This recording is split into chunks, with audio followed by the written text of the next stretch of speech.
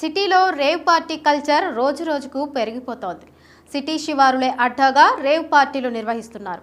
పలువురు సెలబ్రిటీలు సైతం రేవ్ పార్టీలో పాల్గొంటున్నారు.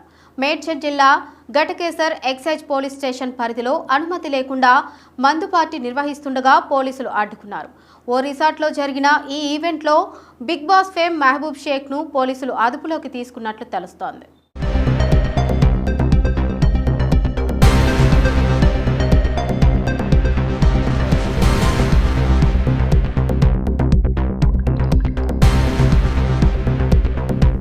ఈ లిక్కర్ పార్టీలో మహబూబ్ షేక్తో పాటు పలువురు బుల్లితెర నటులు, సెలబ్రిటీలు, యాంకర్లు సైతం హాజరైనట్లు తెలుస్తోంది.